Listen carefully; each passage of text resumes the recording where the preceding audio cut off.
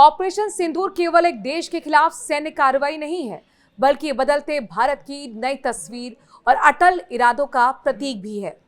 एक ऐसा अभियान है जिसने वैश्विक आतंकवाद की जड़ों को हिलाकर रख दिया और विश्व पटल पर भारत की शक्ति प्रदर्शित की। प्रधानमंत्री नरेंद्र मोदी ने ऑपरेशन सिंदूर पर जो बात कही, उसे समझना बेहद जरूरी है। उन्होंने कहा, हमने दिखाया कि हम क्या कर सकते हैं। भारत ने आतंकवादियों को करारा जवाब दिया।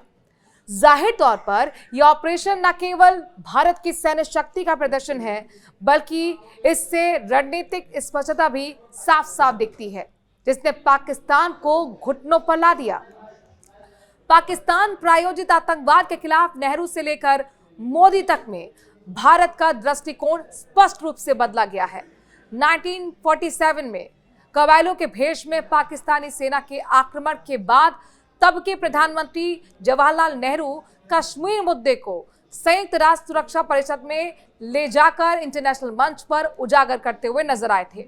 1962-64 के दौरान नेहरू सरकार इंटरनेशनल दबाव में झुकते हुए जम्मू कश्मीर के एक बड़े हिस्से पाकिस्तान को देने का प्रस्ताव रखती है और 1972 में इंदिरा गांधी ने शिमला समझौते पर हस्ताक्षर किए, जिसने भारतीय सेना की वीरतापूर्ण जीत को कमजोर कर दिया।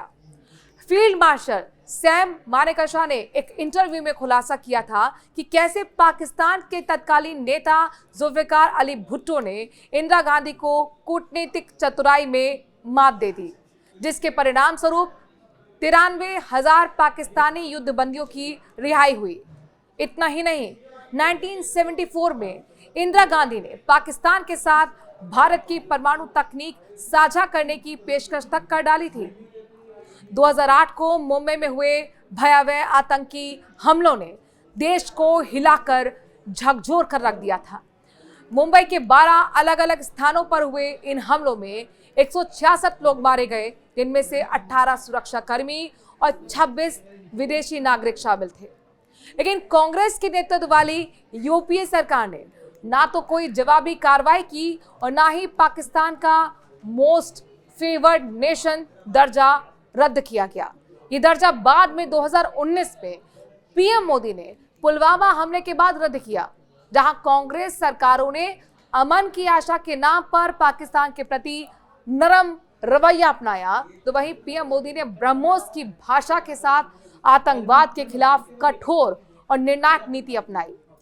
2016 में उरी में सेना के कैंप पर हमले में 19 सैनिकों की शहादत के बाद भारतीय सेना ने एलओसी पार करके पीओके में 3 किलोमीटर अंदर जाकर आतंकी लॉन्च पैड बर्बाद कर दिए, नेस्तनाबूद कर दिए।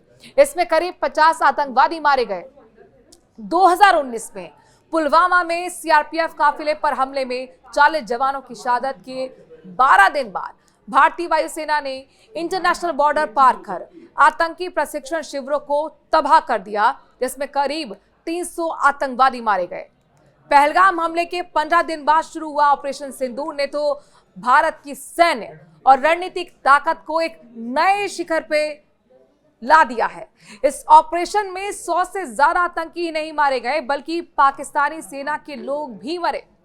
पाकिस्तान के 11 सैन्य हवाई अड्डे को भारत ने बर्बाद कर दिया और वैश्विक आतंकवाद के 9 प्रमुख केंद्र मिट्टी में मिलाकर रख दिए।